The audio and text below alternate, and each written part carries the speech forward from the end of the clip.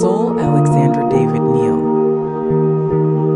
The 19th century, a tempestuous sea of change and contradiction, was drawing to a close, its dying embers still casting long shadows of tradition, while simultaneously igniting the flames of a new, uncertain dawn.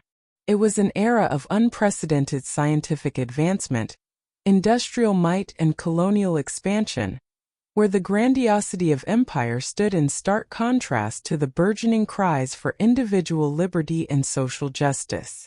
Europe, a continent perpetually at the nexus of innovation and conflict, was in the throes of a profound metamorphosis. Empires ancient and proud clung to their dwindling power, while newly forged nations asserted their identities with a fervent, sometimes violent, zeal. The air hummed with the electric current of progress, yet beneath the veneer of gaslight and steam, a deep spiritual hunger gnawed at the heart of Western civilization. It was into this vibrant, perplexing tapestry that Louise Eugénie Alexandre Marie David, who would later be known to the world as Alexandra David-Néil, first drew breath. The year was 1868, and the setting the serene, almost idyllic French town of Saint-Mandé, nestled on the eastern fringes of Paris. Saint-Mandé, then a tranquil commune, offered a stark contrast to the burgeoning metropolis it bordered. Life unfolded at a more measured pace, punctuated by the rhythms of nature and community, rather than the relentless thrum of industry. Here, amidst the gentle rustle of leaves in the Bois de Vincennes and the distant murmur of the city, a spirit of untamed curiosity and defiant independence would begin to blossom. Her father, Louis David, was a man of firm convictions and progressive ideals, a true child of the Enlightenment. A fervent Republican and a Freemason, he had been a prominent figure in the revolutionary fervor of 1848, a year that saw the foundations of monarchical rule across Europe tremble under the weight of popular uprisings. Louis had been a teacher, a man who believed implicitly in the power of education to liberate the mind and shape a just society. His political leanings were not mere intellectual exercises. They were deeply ingrained principles that he lived by, principles of liberty, equality, and fraternity that would inevitably, and perhaps profoundly, influence his only child. One could imagine him, in the quiet evenings, his voice resonating with passion, recounting tales of the barricades, of the struggle for a fairer world, instilling in young Eugénie a nascent sense of justice and a keen awareness of the world's myriad inequalities. He was a stern yet loving presence, his intellectual rigor balanced by a quiet devotion to his family. His world was one of books, of fervent debate, of the relentless pursuit of knowledge. He saw in his daughter not merely a child, but a nascent intellect, a potential torchbearer for the ideals he so cherished. Her mother, Alexandra Marie David, née Blavier, offered a different, yet equally influential, counterpoint. From a more conservative Catholic background, Alexandrine was the embodiment of the respectable bourgeois woman of the era. Her world revolved around the home, the meticulous upkeep of domesticity, and the quiet adherence to societal norms. She possessed a refined sensibility, an appreciation for the arts, and a keen eye for detail.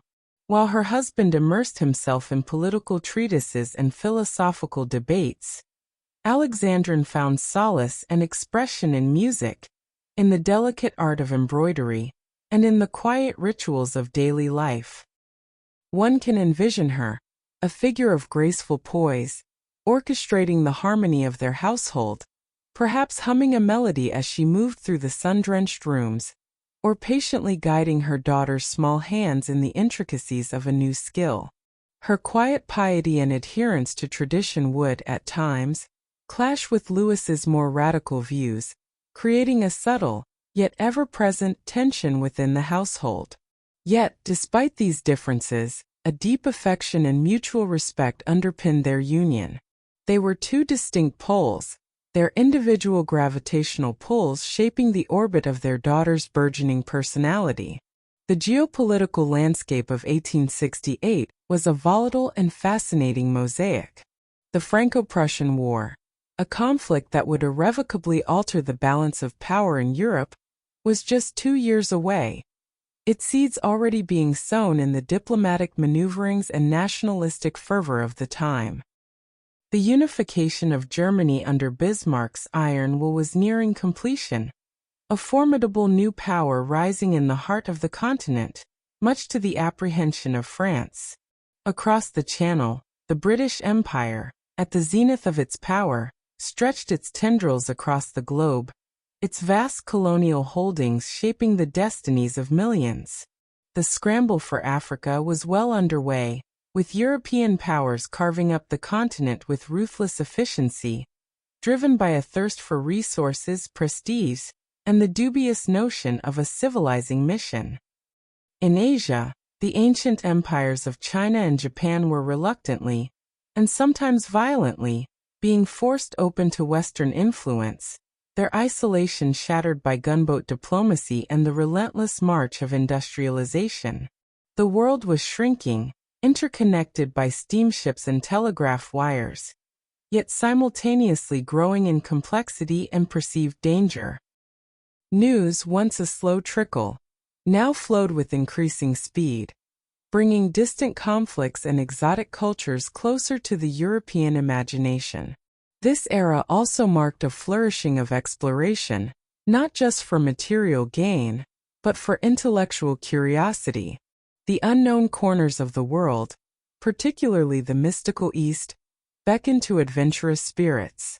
Travelers, scholars, and missionaries ventured into uncharted territories, driven by a desire to map the unseen, to understand the enigmatic, and sometimes to convert the heathen.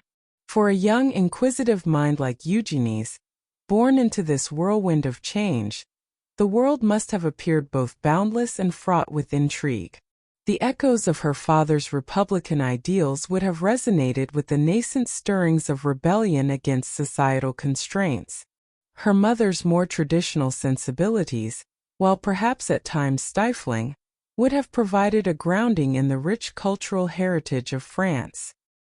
The very air of the late 19th century was charged with a sense of possibility, a feeling that the old order was crumbling and a new one, undefined but full of potential, was about to emerge. This was the intellectual and emotional crucible in which Alexandra David-Néil was forged, a time of grand ambitions and profound transformations, where the world beyond the familiar was calling, subtly at first, then with an irresistible, siren-like song. The stage was set for a life less ordinary, a journey that would defy expectations and redefine the boundaries of human endeavor. The foundations of her extraordinary spirit were laid in this era of paradox, a time when the West looked outward with a mixture of arrogance and fascination, and a young girl in Saint-Mandé began to dream of horizons far beyond the familiar. The early years of Louise Eugenie Alexandrine Marie David, the child who would become Alexandra David-Néil, were not those of a typical bourgeois girl of the late 19th century. While her mother Alexandrine diligently sought to instill in her the graces and decorum expected of a young lady, Eugenie's spirit proved too wild, too independent, to be contained by the confines of conventional expectation. From the tenderest age, an insatiable curiosity burned within her, a restless energy that chafed against the polite strictures of parlor life. One could imagine young Eugenie, a wisp of a girl with eyes that seemed to absorb every detail of the world around her, often escaping the starched lace and whispered lessons of her governess.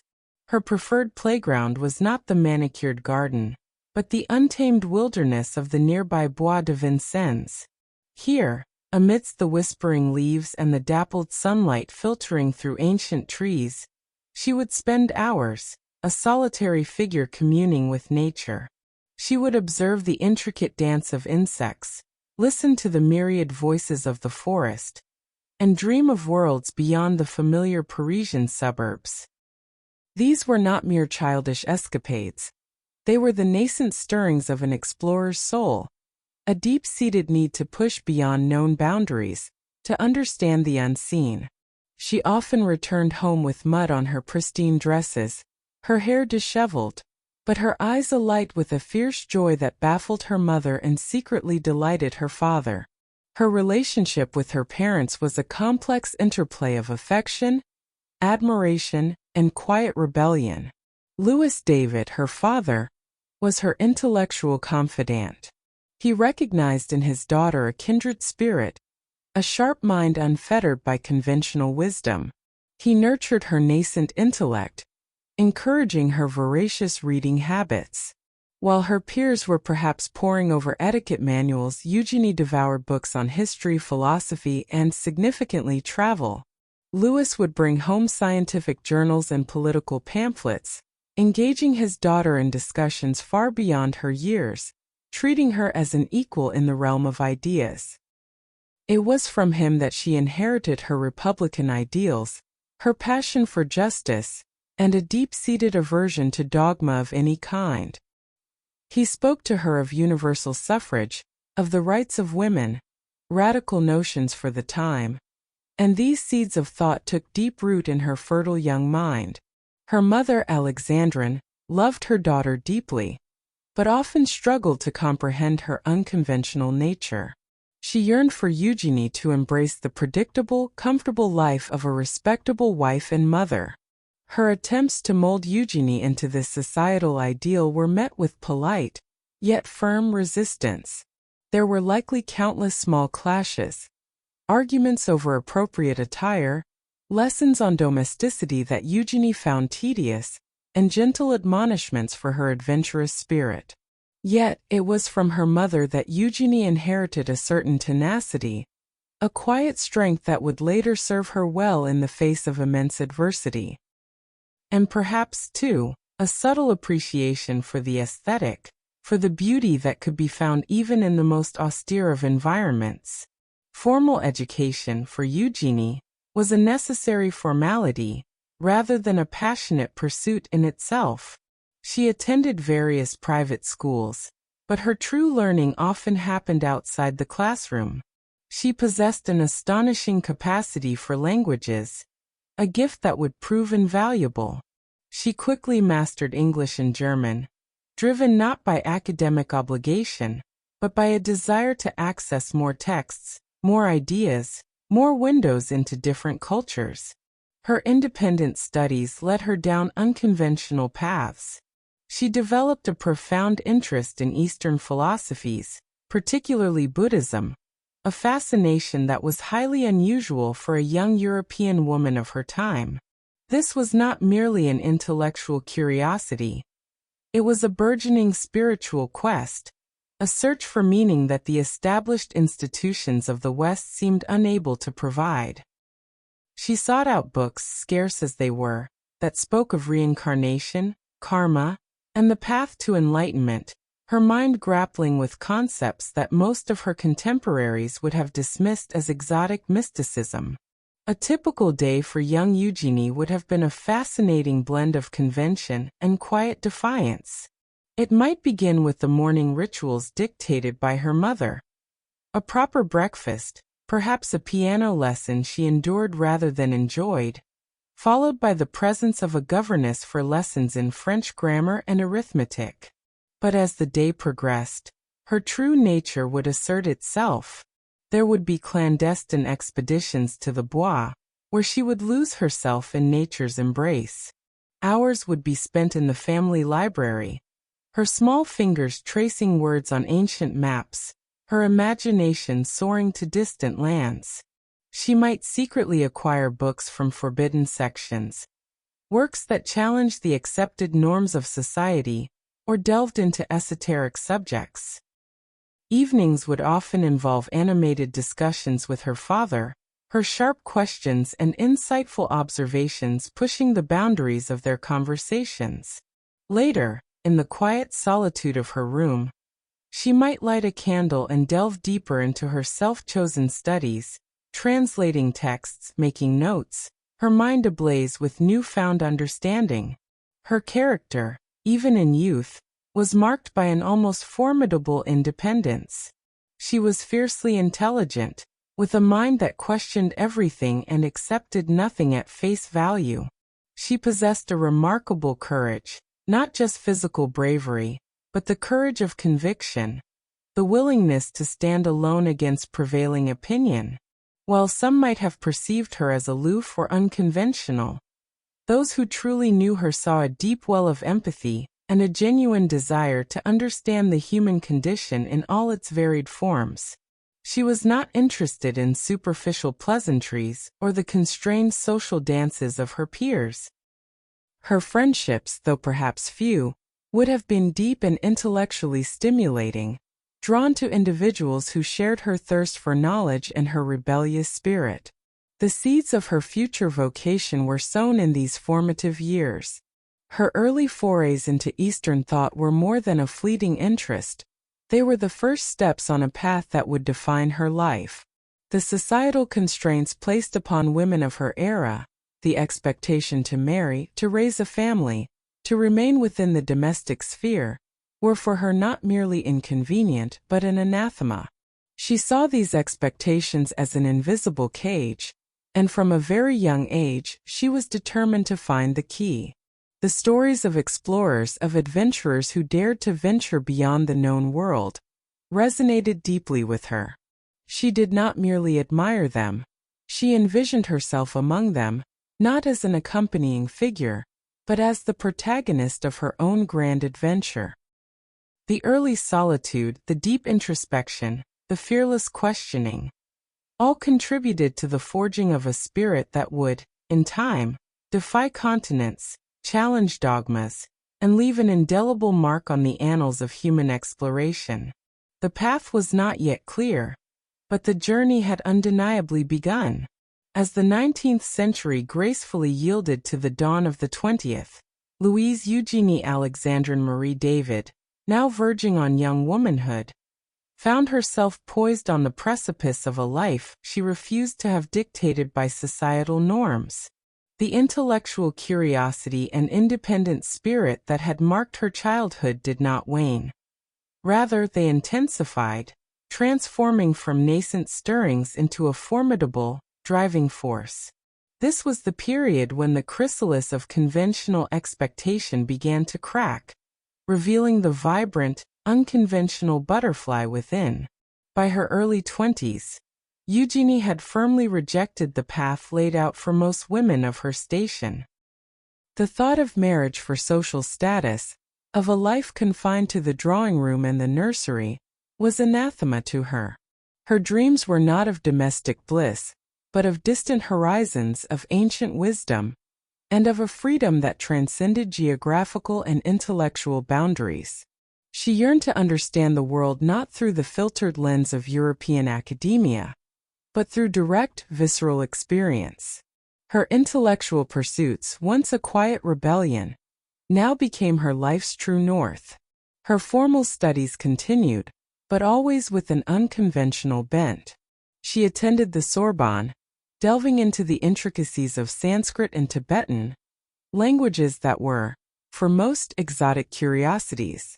For Eugénie, they were keys to unlock the profound philosophical systems of the East that had captivated her since adolescence. She was not content with merely learning grammar. She sought to understand the spiritual essence embedded within the words, the worldviews they represented. She was often one of the few women in these scholarly circles, her presence a quiet defiance in itself. While her male counterparts might have been preparing for careers in academia or diplomacy, Eugénie was forging a path entirely her own, a path that led not to a comfortable profession, but to a grand, undefined adventure.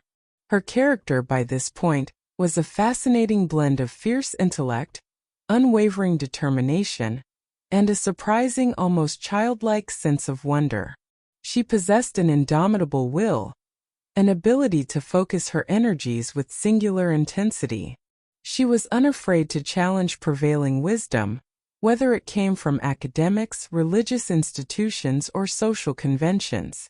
This made her at times a solitary figure. While she may have had acquaintances and intellectual sparring partners, deep friendships were likely rare, as few could truly comprehend the depth of her unconventional aspirations. She was drawn to individuals who shared her intellectual rigor and her disdain for superficiality, but even within these circles, her unique path often set her apart.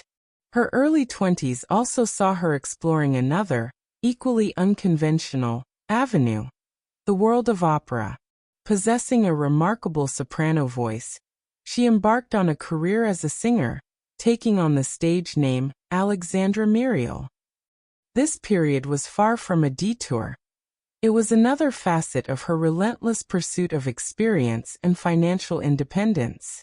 She performed in Hanoi, Tunis, and Athens, places that, while still within the Western sphere of influence, offered her a glimpse of cultures beyond metropolitan France.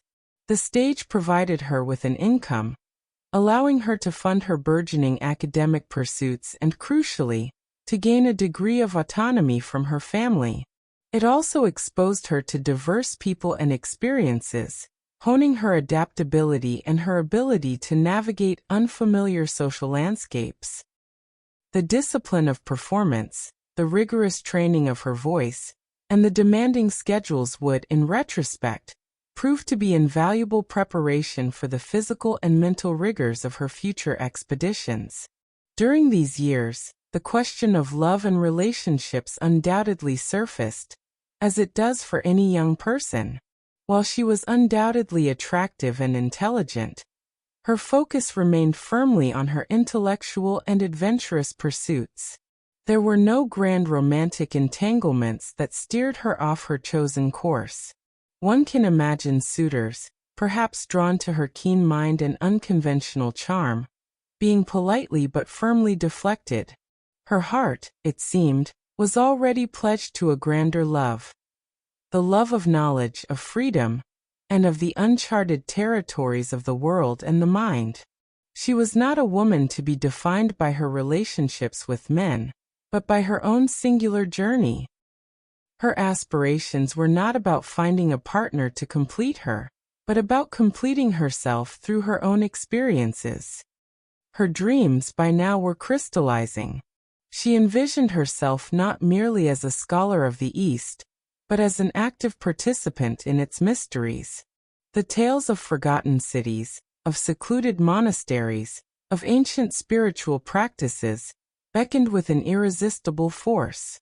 She dreamed of Tibet, then the most inaccessible and enigmatic country in the world, a land shrouded in myth and zealously guarded against foreign intrusion. This was not a casual dream.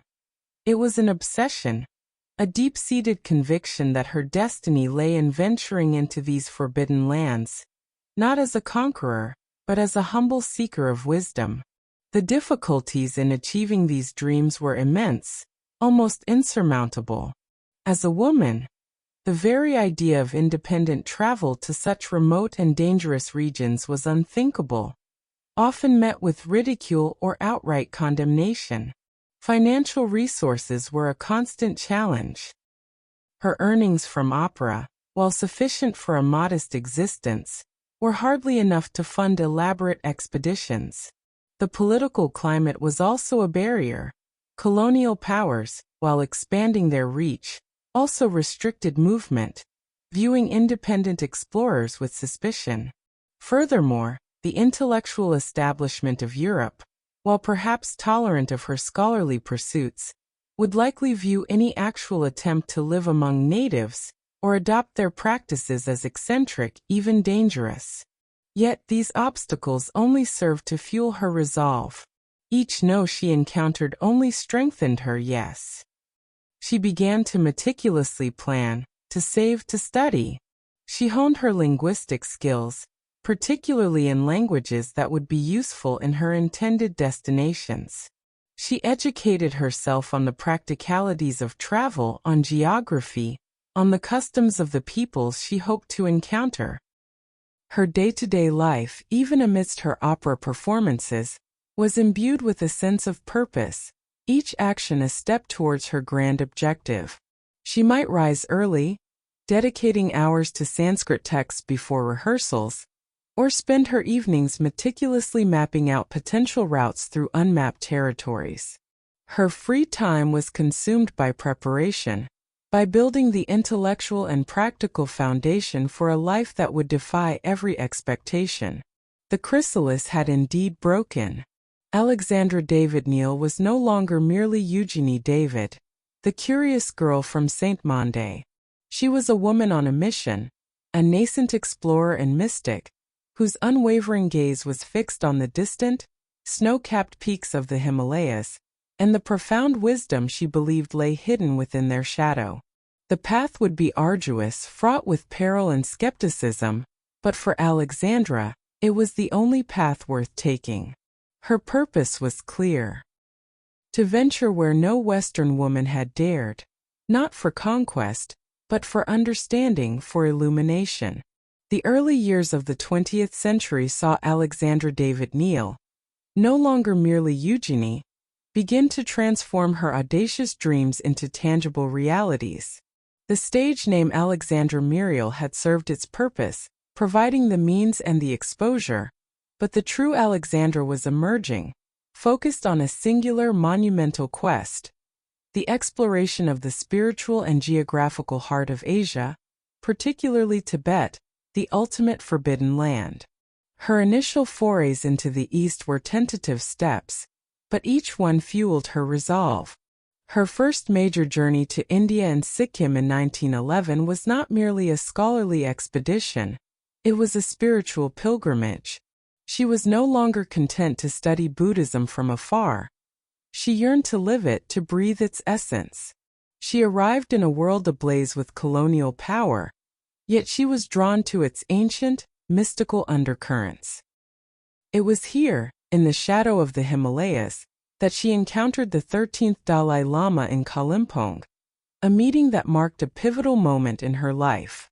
The spiritual leader, exiled from Lhasa, recognized in her a rare sincerity, an authentic thirst for knowledge.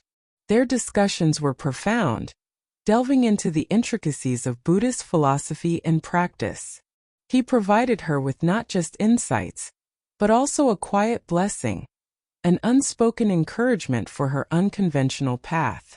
This encounter for Alexandra was a validation, a confirmation that her intuition about the East was correct. But it was in the isolated kingdom of Sikkim, nestled between Nepal and Bhutan, that her true spiritual education began. Here she met Gongteng Rinpoche, a remarkable lama and mystic. She settled in a remote hermitage, living a life of rigorous austerity and intense study. This was not armchair scholarship, it was total immersion. She learned to meditate for hours, to endure the biting cold of the mountains, to subsist on the simplest of fare. She studied Tibetan texts directly, often translating them herself, bypassing the often biased interpretations of Western scholars. Gongteng Rinpoche, impressed by her dedication and fierce intellect, accepted her as his disciple, teaching her esoteric practices and the profound depths of Dzogchen, a form of Tibetan Buddhism. This relationship was transformative. He became her spiritual guide, her guru, unlocking pathways of understanding that no book or academic lecture could ever provide. She lived amongst the local people, observing their daily lives, their customs, their simple yet profound faith. This period forged her into more than just an explorer. It shaped her into a genuine mystic, a yogini in the truest sense. Her dreams of reaching Lhasa, the sacred capital of Tibet, grew stronger, fueled by a deep spiritual imperative and an unyielding desire to challenge the seemingly impenetrable barriers erected by both Tibetan authorities and British colonial power. Lhasa was strictly off-limits to foreigners, particularly women. The journey was fraught with peril, treacherous mountain passes, brigands, and the constant threat of discovery by border guards who would swiftly turn back any Western intruder. She made several attempts, each time pushing the boundaries further, learning from her setbacks. These weren't impulsive ventures. They were meticulously planned operations, requiring cunning, resourcefulness, and immense physical endurance. She had an invaluable ally in her adopted son and companion, Yearned.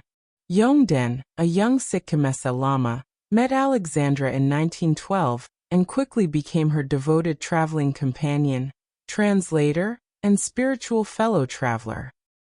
Their bond was deep and unwavering, a testament to shared purpose and mutual respect.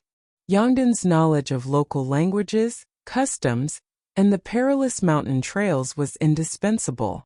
He was her eyes and ears, her bridge to the cultures they traversed, and a constant source of quiet strength. Without Yearned, it is unlikely Alexandra would have achieved her greatest triumph. The most renowned of her journeys, the one that cemented her legend, began in 1923.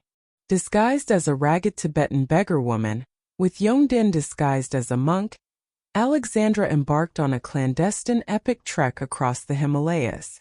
She stained her skin with soot, braided yak hair into her own to mimic a local hairstyle, and endured weeks of grueling travel through freezing blizzards and desolate landscapes. She lived on tsampa, roasted barley flour, and dried meat, sleeping in caves or under the stars. The physical hardship was immense.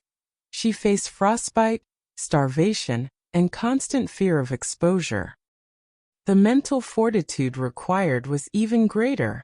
She had to convincingly play her role, enduring the contempt often shown to beggars, relying on her linguistic fluency and deep understanding of Tibetan customs to avoid detection.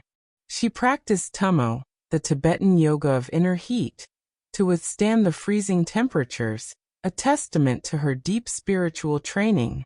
The journey was punctuated by moments of intense danger and profound insight. They encountered nomads, monks, and villagers, sometimes receiving their wary hospitality, other times their suspicion. Alexandra, with Yearned's help, meticulously observed and recorded everything, accumulating a wealth of ethnographic and spiritual knowledge. Her objective was not conquest, but communion. She wanted to experience Tibet, not just observe it. Finally, in 1924, after months of unimaginable hardship and cunning evasion, Alexandra David-Néil and Yearned slipped into the sacred city of Lhasa. She spent 2 months within its forbidden walls, exploring its temples, observing its rituals, and mingling with its populace, all while maintaining her elaborate disguise. She saw the Patala Palace, the Jokhang Temple, and the daily life of a city that had been closed to the West for centuries. This achievement was unprecedented. No Western woman, and very few Western men, had ever succeeded in penetrating Lhasa. It was a testament to her unwavering determination, her mastery of disguise, and her profound understanding of Tibetan culture. The price of this achievement was immense. Years of physical strain had taken their toll on her body. She had sacrificed personal comforts, endured extreme privation, and faced constant danger. The psychological burden of maintaining such an elaborate deception for so long was also significant.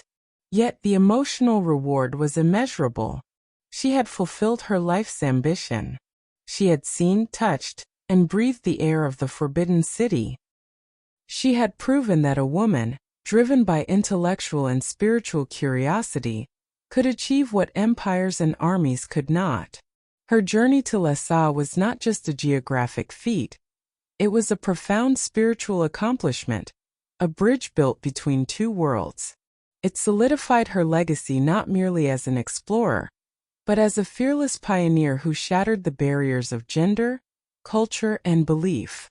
The triumphant, if clandestine, return from Lhasa in 1924 marked not the end, but a profound turning point in Alexandra David-Néil's extraordinary life. The daring infiltration of the Forbidden City solidified her legend, but the years that followed were dedicated to a different kind of exploration, the meticulous recounting and dissemination of her experiences and knowledge. The intrepid explorer slowly transitioned into the revered sage, the tireless writer, and the quiet philosopher. Upon her return to France, the initial years were a whirlwind. The world clamored for her story. Her first major work, My Journey to Lhasa, published in 1927, became an instant sensation. It was more than a travelogue. It was a testament to human endurance, spiritual quest, and cultural understanding. The book offered an unprecedented glimpse into a world previously shrouded in mystery, told with an authority and intimacy that only a true insider could possess. She captivated audiences with her lectures. Her voice, once trained for the opera stage, now commanded attention with tales of Tibetan lamas, esoteric practices, and the stark beauty of the Himalayas. The quiet, independent girl from Saint-Mandé was now a celebrated public figure, admired for her courage and intellect. Despite the fame, Alexandra remained fundamentally unchanged in her core values. She was still the fiercely independent spirit who eschewed superficiality. She chose to settle in Digny-les-Bains, a tranquil town in the south of France, far from the bustling intellectual and social circles of Paris. Her home, christened Samten Dzong, Fortress of Meditation, became her sanctuary, a physical manifestation of the inner peace she had cultivated in the mountains of Tibet. It was a modest abode, filled with books, maps, and the countless artifacts collected during her travels, prayer flags, thankas, and the simple, worn possessions that bore witness to her arduous journeys. Here, amidst the lavender fields and the quiet rhythm of provincial life, she dedicated herself to writing. Her daily routine, even in old age, remained disciplined and purposeful. She would rise early, often before dawn, to meditate. This spiritual practice, cultivated over decades, was the bedrock of her existence, providing clarity, strength, and inner calm. Following meditation, she would immerse herself in her work, writing for hours, meticulously recalling every detail of her expeditions, translating Tibetan texts, and synthesizing her vast knowledge of Eastern philosophies. She worked with an almost superhuman energy, driven by a deep sense of responsibility to share the wisdom she had acquired. Her desk was often piled high with manuscripts, letters, and research materials, each item a thread in the intricate tapestry of her life's work. For Yongden, her adopted son and faithful companion, remained by her side. Their bond, forged in the crucible of shared hardship and spiritual quest, deepened over the years. Yongden was not just a companion. He was her collaborator, her first reader, and a constant reminder of the vibrant culture they had explored together. He assisted her with translations, managed her household, and provided a comforting, familiar presence. He was the anchor that kept her connected to the living traditions of the East, even as she lived out her days in the West. Their relationship was one of profound mutual respect and love, a family unit unlike any other. The world around Alexandra continued its relentless march of change. When she was born, Europe was on the cusp of industrial might and colonial expansion. Now, in her later years, 2 world wars had ravaged the continent, irrevocably altering the geopolitical landscape. The British Empire, once the undisputed global power, was in decline, and new superpowers were emerging. The very Tibet she had so ardently explored would, in time, fall under Chinese occupation, a tragedy she witnessed with profound sadness and a deep understanding of its cultural implications. The romanticized East of her youth was giving way to a complex, often brutal, modernity. Did she feel satisfied with herself? Immensely so. Alexandra David-Néil lived a life of uncompromising authenticity, pursuing her deepest passions with an unwavering conviction. She defied every societal expectation placed upon women of her era, charting a course entirely her own. She had seen the world, not as a tourist, but as a seeker. She had touched the heart of forbidden cultures, and glimpsed the profound depths of human spirituality. Her satisfaction stemmed not from external accolades, though they came in abundance, but from the deep internal knowing that she had lived her truth, fulfilled her purpose, and pushed the boundaries of human possibility.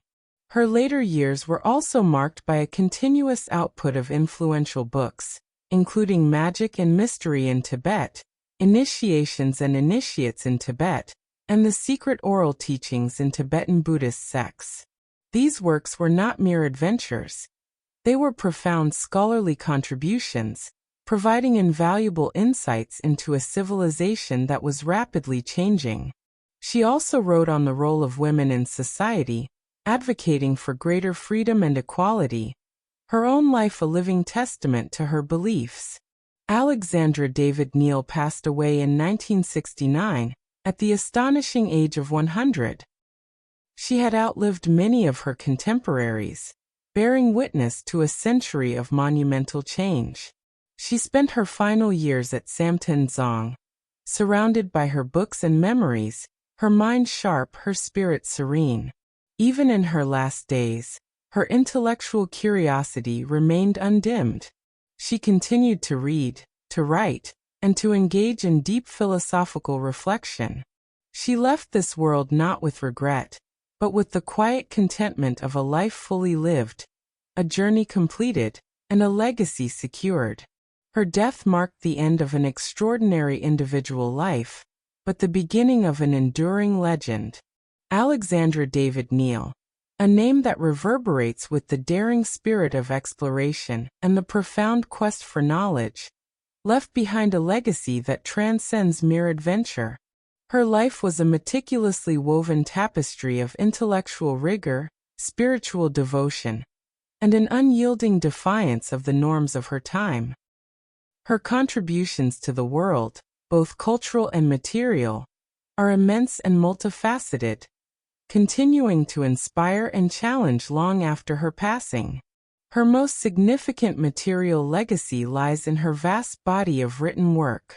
Over 30 books and numerous articles, meticulously penned over decades, offered the Western world its first intimate and authentic glimpse into the highly guarded spiritual traditions and daily life of Tibet.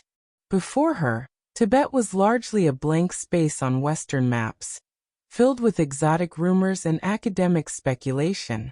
Alexandra David-Néil, however, provided direct, first-hand accounts, based not on brief visits but on years of immersive living, study, and direct engagement with lamas and ordinary Tibetans.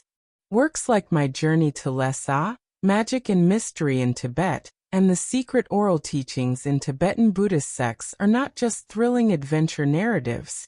They are invaluable ethnographic and philosophical documents. They illuminated the profound complexities of Tibetan Buddhism, dispelling myths and fostering genuine understanding. Her ability to translate and interpret complex philosophical concepts for a Western audience was unparalleled, bridging a cultural chasm. Her cultural legacy is equally profound. Alexandra David-Néil shattered numerous glass ceilings, proving that a woman could not only compete with, but often surpass, the achievements of male explorers in the most challenging environments. She became a symbol of female emancipation and self-determination, inspiring generations of women to pursue their passions regardless of societal expectations. She demonstrated that intellectual curiosity and physical courage were not gender-specific attributes, but universal human potentials. Beyond gender, her influence stretched to the emerging fields of ethnography and comparative religion. She advocated for a respectful, empathetic approach to studying non-Western cultures, deeply embedded within the community, rather than observing from a detached, colonial perspective. She was a pioneer in what would now be called participatory observation, living the life of the people she studied, a method that greatly enriched her understanding and the authenticity of her accounts. Her insights into the psychology of Eastern mysticism, the practices of Tummo and Lungam, and the daily rituals of Tibetan life offered academic communities unprecedented data. Her contributions to history are undeniable. She documented a Tibet that, tragically, would soon be irrevocably changed by political events. Her writings serve as a precious historical record of a vibrant, independent culture before its occupation. For those passionate about Tibetan history, Buddhism, or the history of exploration, her works remain foundational texts. Who is passionate about Alexandra David-Nèil? A diverse array of individuals and groups. Buddhist practitioners and scholars continue to study her works for their deep insights into Tibetan spirituality. Adventurers and travelers draw inspiration from her audacious spirit and her ability to overcome seemingly insurmountable obstacles. Feminists and advocates for women's rights view her as a towering figure who redefined the boundaries of what was possible for women. Historians and ethnographers rely on her detailed accounts for their unparalleled insights into early 20th century Tibet. Her life story is frequently cited in popular literature and documentaries on exploration and spirituality. Her impact extends beyond academia and adventure.